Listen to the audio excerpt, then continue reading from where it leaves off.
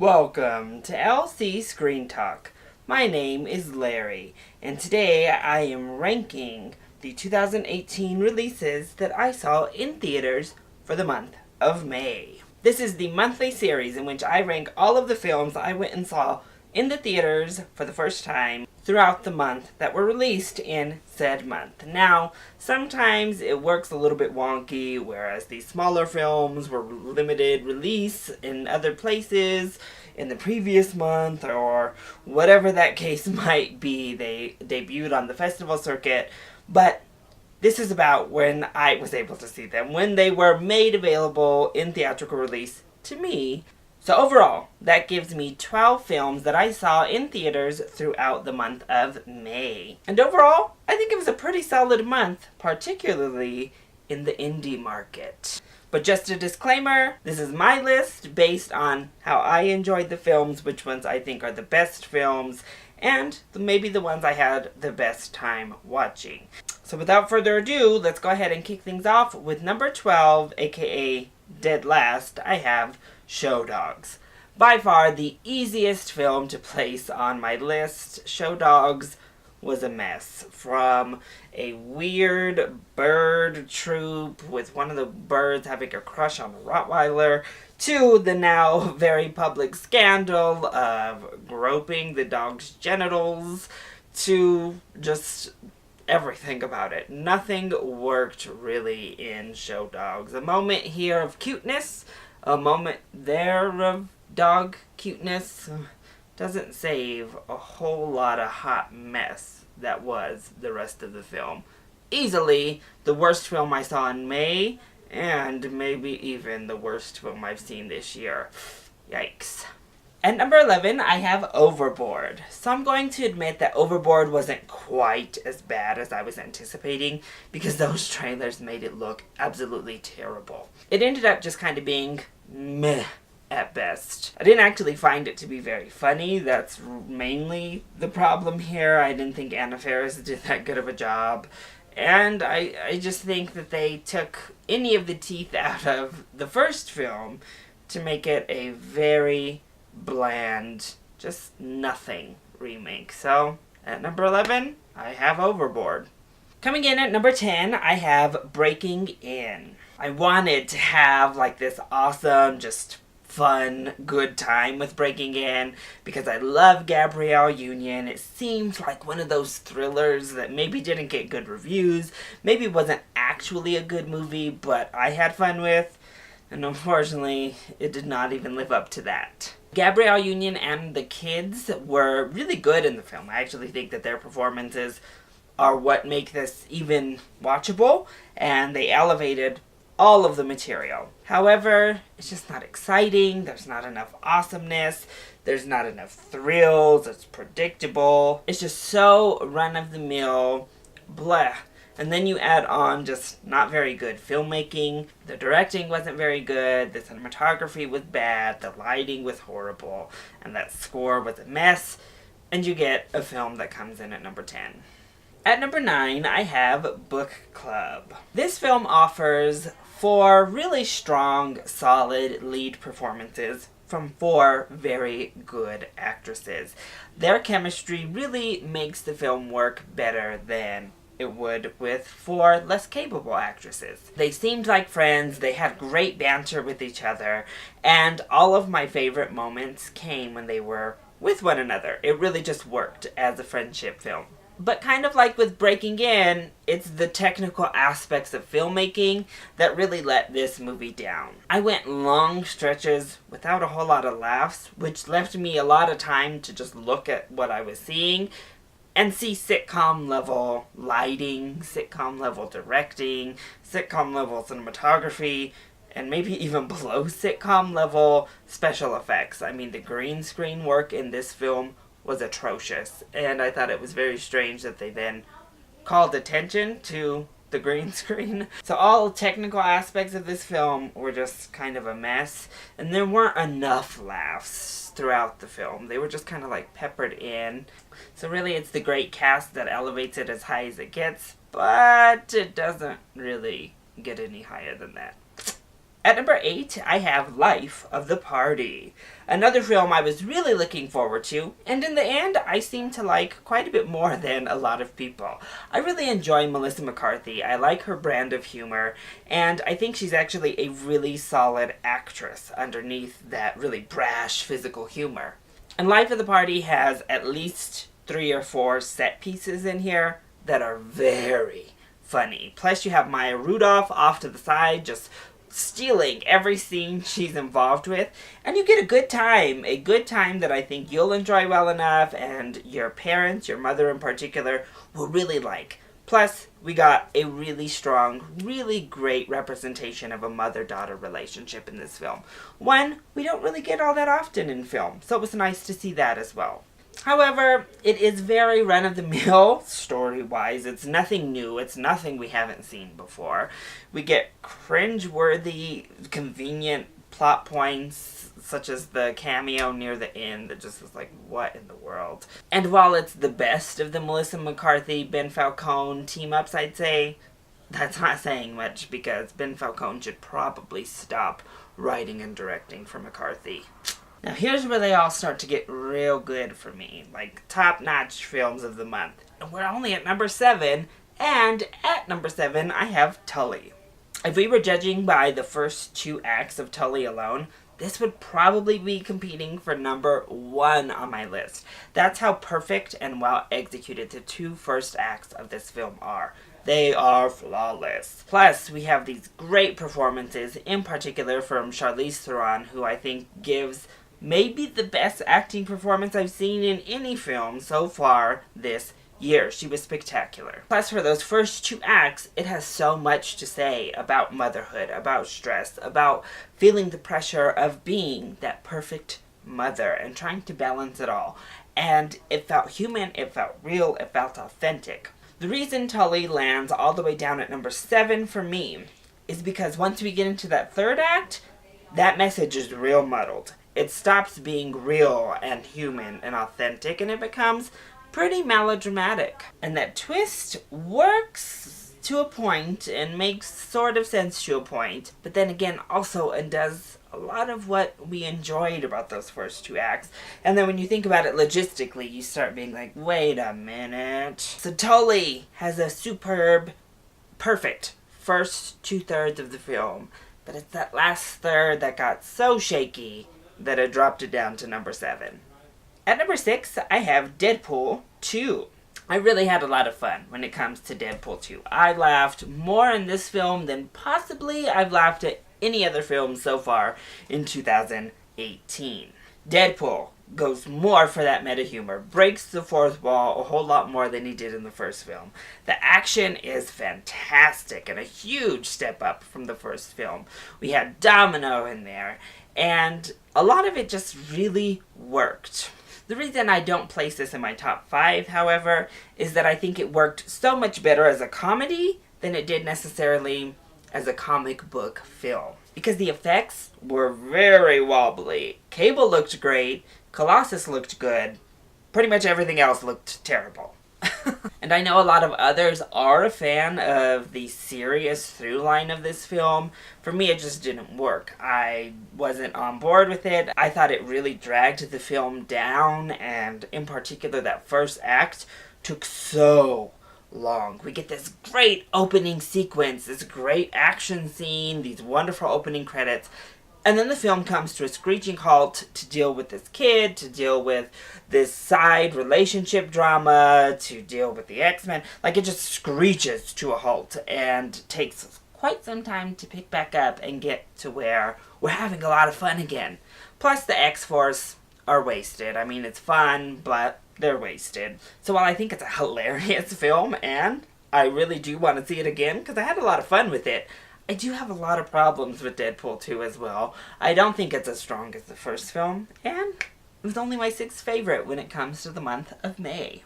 At number 5, I have RBG. The notorious RBG, Justice Ruth Bader Ginsburg, who, let's be honest, is my favorite Supreme Court Justice. She's freaking awesome. And this documentary is a great look into her life and just shows what a hard-working, actual fantastic woman she is. How much she has done for women's rights. No matter your political affiliation, you cannot deny what this woman has done for women's rights in the United States. You also can't deny what a hardworking, intelligent woman she is. Seeing what she was able to do to put herself through college while taking care of a sick husband and her children, and doing it all flawlessly, that's amazing and deserves respect, period. Plus, I love that they showcased her relationship with Scalia, who is probably my least favorite Supreme Court justice of all time. But it showed a great bipartisan relationship, like overcoming your differences to be friends. And I thought that was a really nice touch as well.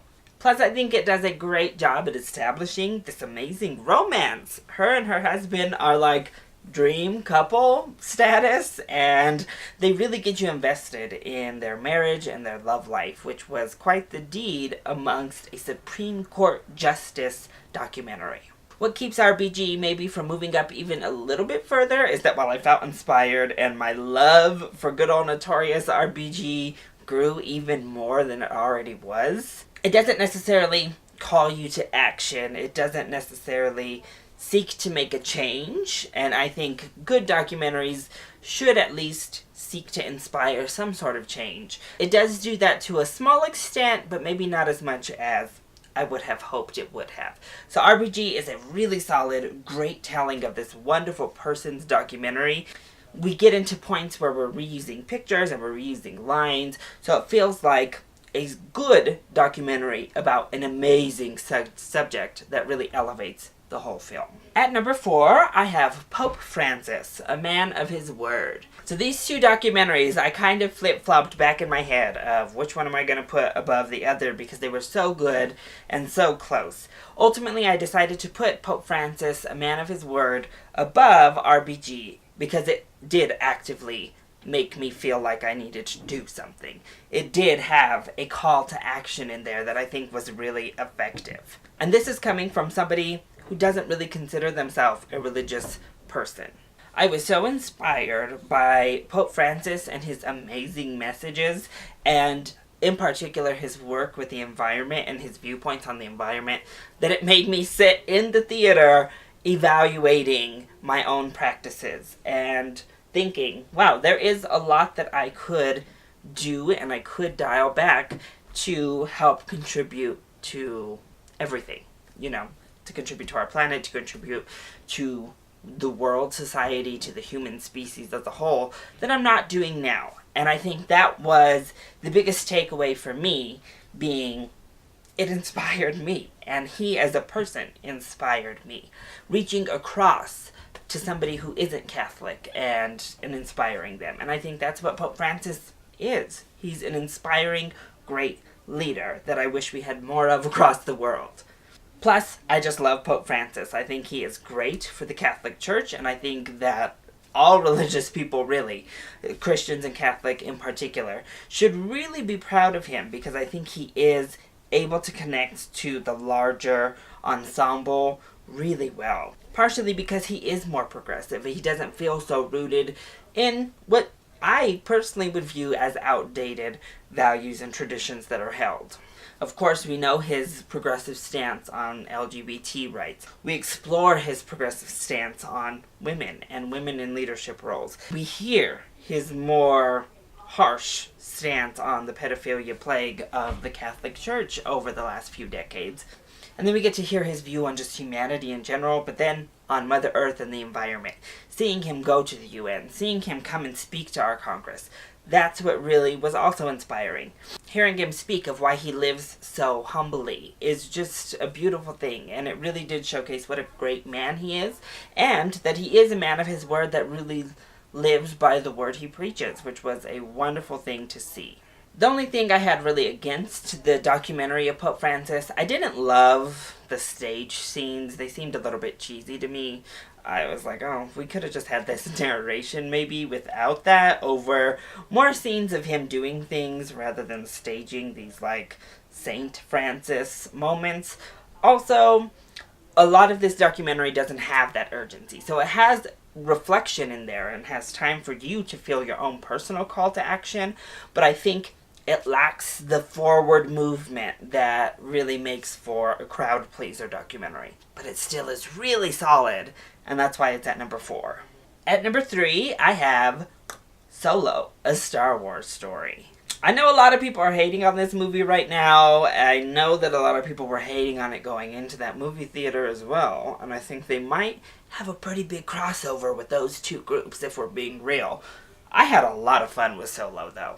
Sure, I have problems. And no, it isn't necessarily necessary, but what are we talking about when we're talking about necessity in film, really? Solo set a goal, and I think it accomplishes that goal for the majority of the time. It is a fun space adventure. And that's what I wanted. That's what I went into Solo looking for. And it delivered just that. I think our cast is fantastic, even if Alden Ehrenreich doesn't give Han Solo necessarily. He gives a great charismatic performance that really endeared me. Emilia Clarke was the best I've ever seen of her outside of Game of Thrones. Woody Harrelson was fantastic. Of course, Donald Glover killed it as Lando Calrissian. Everybody was just so fantastic. Then we get these amazing action set pieces. I mean, come on. Those action scenes in this film were fantastic. They were beautifully shot. All of the special effects, both practical and CGI, were spectacular in this film. One of the best visual blockbusters I've seen in some time, in which I had almost no moments of, oof, that looks terrible. It's fun, it's lighthearted, it's funny, and I just had a good time with Solo. Chewbacca was fantastic. It just mostly worked for me on every level, and I know a lot of people would probably have this a lot lower on their list, but like I said, hey, this is my list, and I liked the film, so it's number 3. At number 2, I have Disobedience. Disobedience is really a fantastic film. Really, that is harbored by 2 fantastic performances from Rachel Weisz and Rachel McAdams. In particular, I think Rachel McAdams gives probably her best performance of her entire career, and thus far, top 3 performances, either gender, for 2018. She is absolutely fantastic. Plus, this film gives such a fantastic viewpoint when it comes to sexuality and religion, and that overlap, and working through that.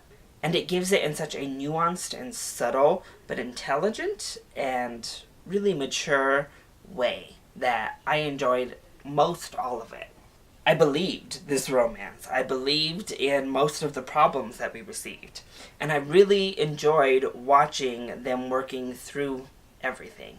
The main problems I have also lead to other things that I loved. Like I had a problem with a main drama point that's introduced with the Rachel McAdams character later in the film, but that leads to her giving an amazing, really powerful speech that we wouldn't have been able to get without this melodrama point. I will say I still don't like this weird spit exchange in the sexual moment of the film, but really I just have nitpicks in what is a really fantastic movie, and that's why Disobedience comes in at number 2. And at number 1, I have Beast. This is the film that I just saw. This is the last film before I made this ranking, and I absolutely loved it. What an amazing, crazy film that is just anchored by amazing, captivating performances.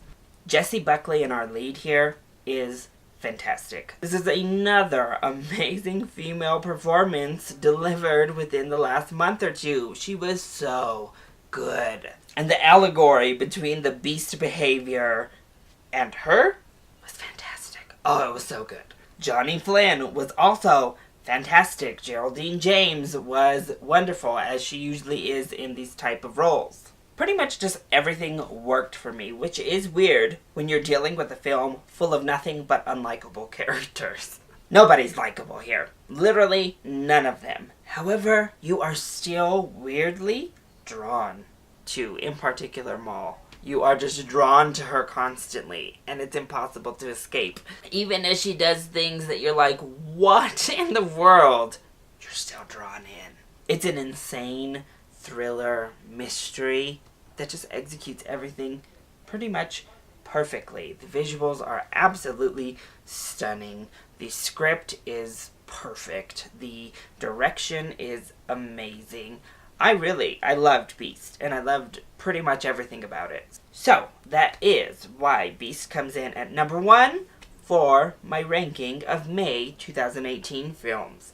So that is my personal ranking. What did you think of how I ranked these films? But more importantly, how would you rank the films you saw for May 2018?